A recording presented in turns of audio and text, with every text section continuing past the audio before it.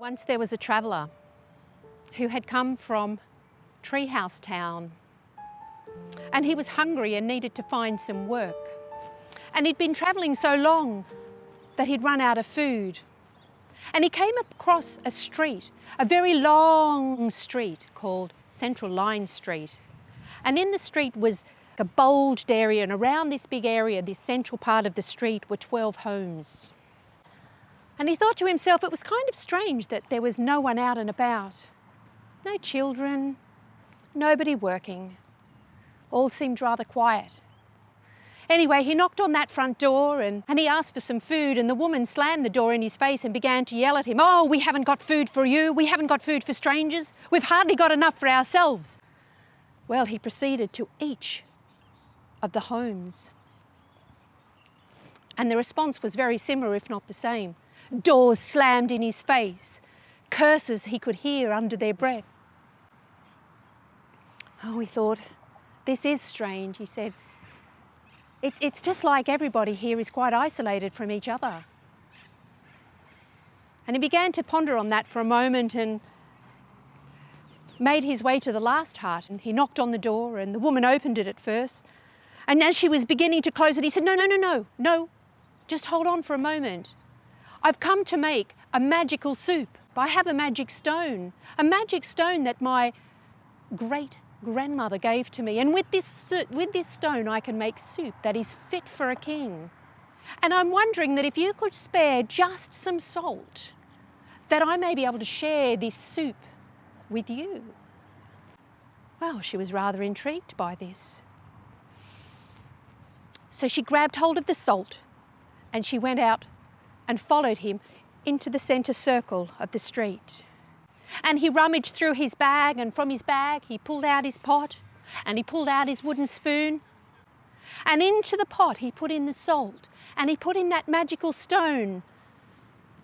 And he began to collect rocks and firewood, and he built a fire right there in the centre of the street.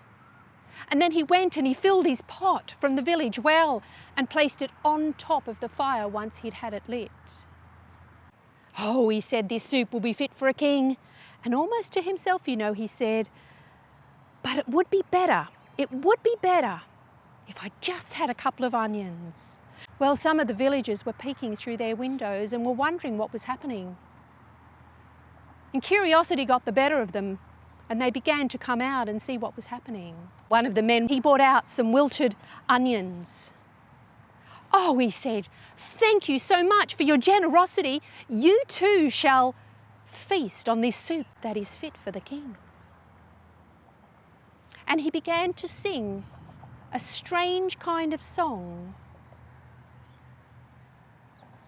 as the soup began to bubble and boil. "I want uniquely wearable art, stitched as a whole or painted in part. Sketches frozen in comical line, make a cartoon frame that loops for all time.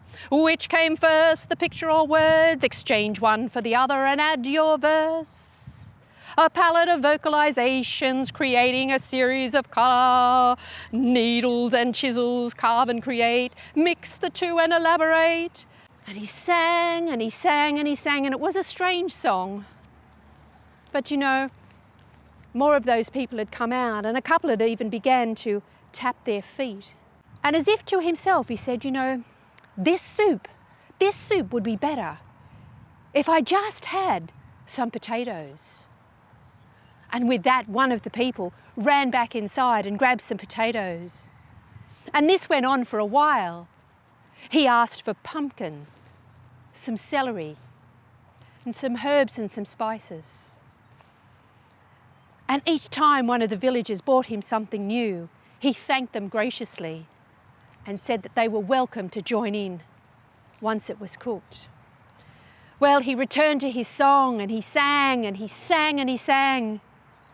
And those men that had begun tapping their feet earlier, well, they began to dance. And as they danced, one of the women, she ran back inside and she brought out a harmonica and she began to play. And she began to play, and then another woman over there, she started singing along this strange, strange song of the traveller. Well, it wasn't long before all of the people in the village, all of those people were singing and dancing and playing like there was not a care in the world. And after a time, the traveller stopped the song and he found a log, and he stood up on it and he said, "The soup, the magic stone soup is now ready. Let our feast begin, this feast that is fit for kings and queens." Well, all of the villagers raced off into their own home. One brought back some bowls and another brought back some bread. And the person over there, well, she brought back some butter that they could use. And someone else bought some beer and another some lovely fresh water that was gathered earlier in the day. And they all sat down and the traveller gave them all the soup.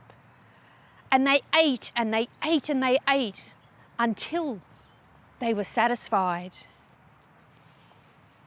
And when the soup was gone, well, the villagers, they began to sing again and dance and play. And this went on for hours and hours, right through the night. And then finally, all became quiet.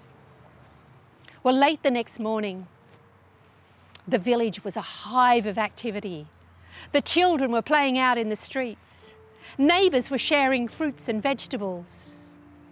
And some of the other people were helping each other fix up parts of their home.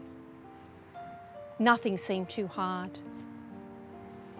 No one had noticed that sometime during the night, the traveller had gone.